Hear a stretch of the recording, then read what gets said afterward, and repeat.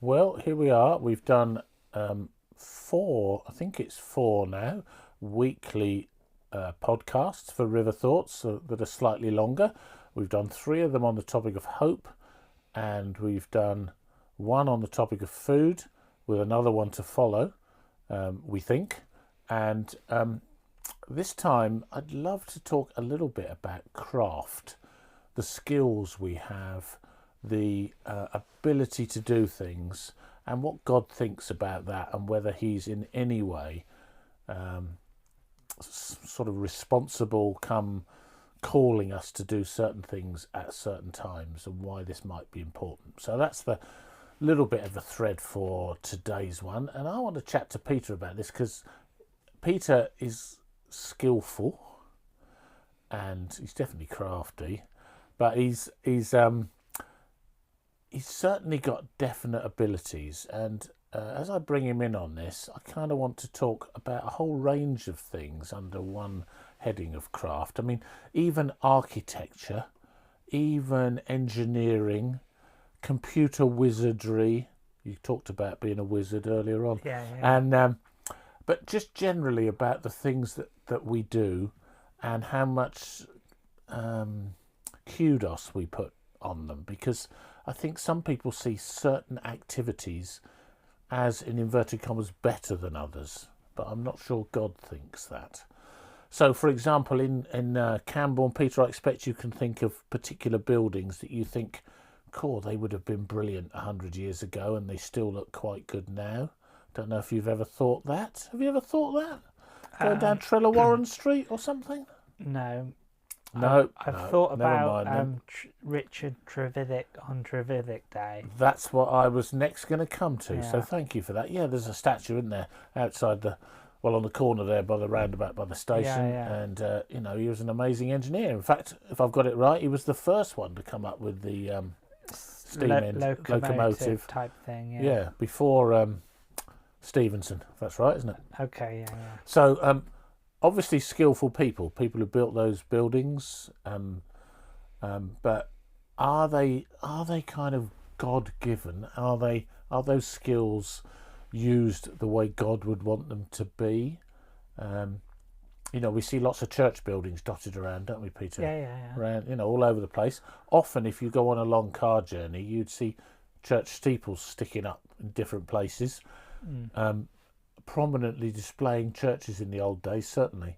I don't know if people notice them so much now because there's lots of other tall buildings. So I want to mention all these skills. Do you see yourself as skillful, Peter? Yeah, I think a lot of my skills go unnoticed. Never. I think because you can have more obvious skills, like if you're good at football, that's like a skill, and then you watch them play football, so they get appreciated, particularly if they score goals.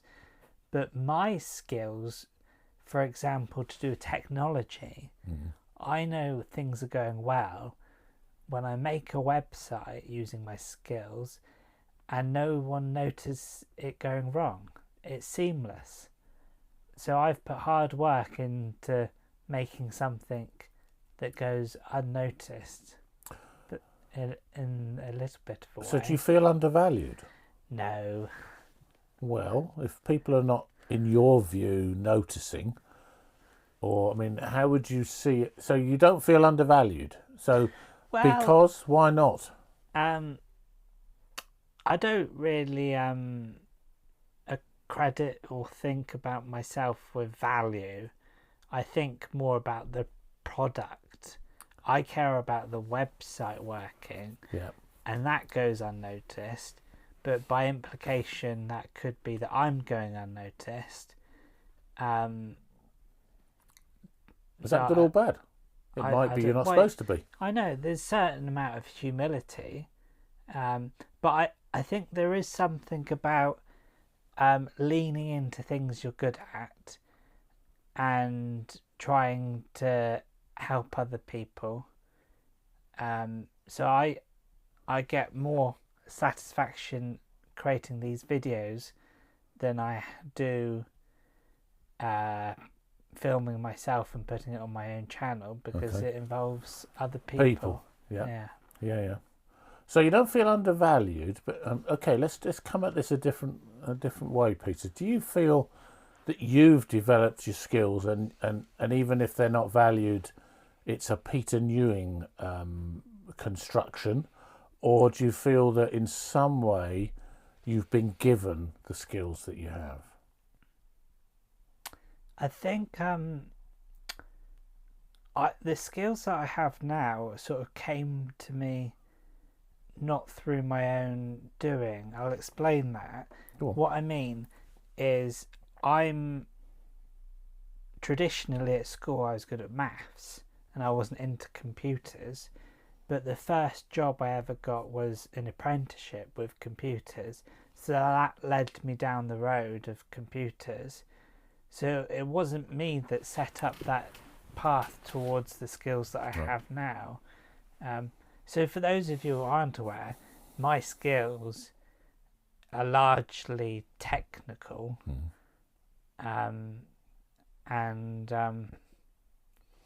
Whether I value myself or people value me is not of my concern.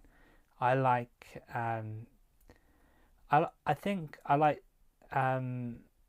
trying to satisfy my own desire to get something working, and I'm not doing it for other people in some regard.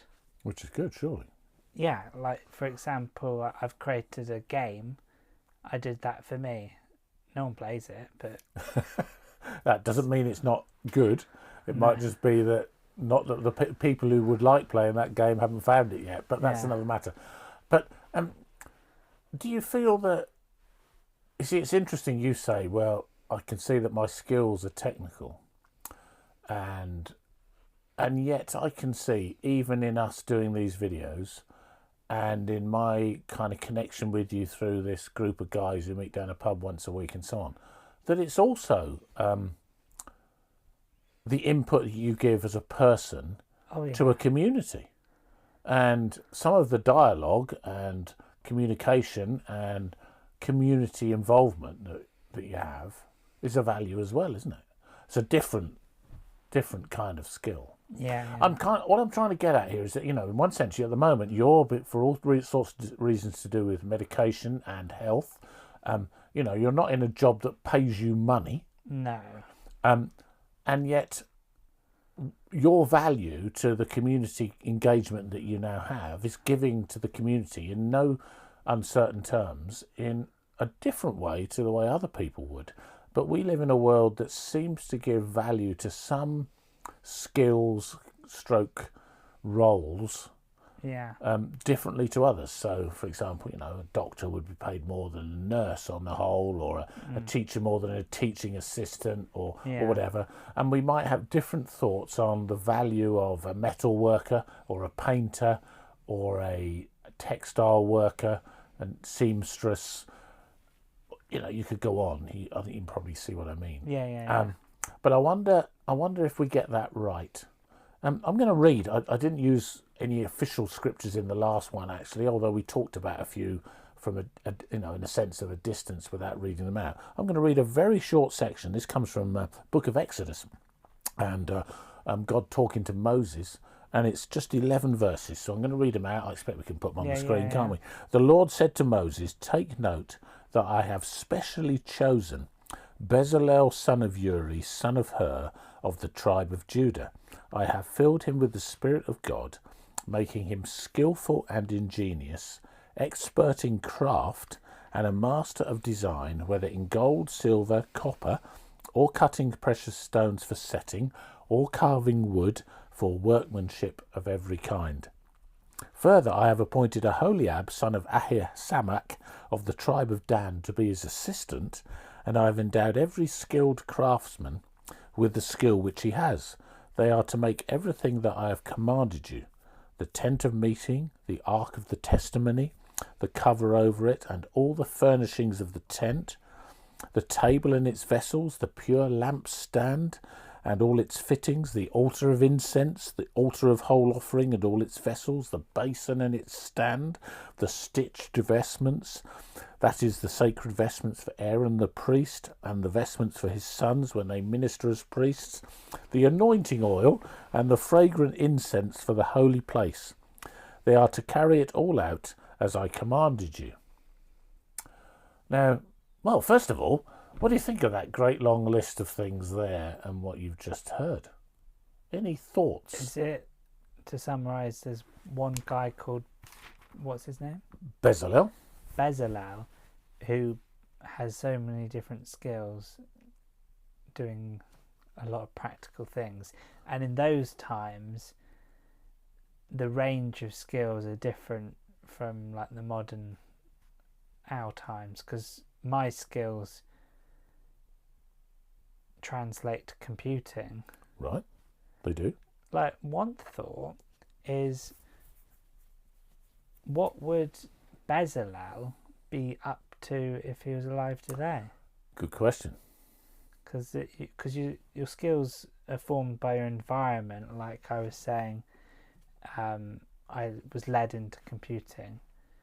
Well, it said in this passage, this is interesting, and I wonder if he was in today's world, whether the process would have been the same, but the skill base might or might not have been different. I mean, let's face it, we still need people who make garments, and we still need people who work in metals, and we still need people who produce oils, and so on. So we still need some of those, but obviously the way in which we make them is different.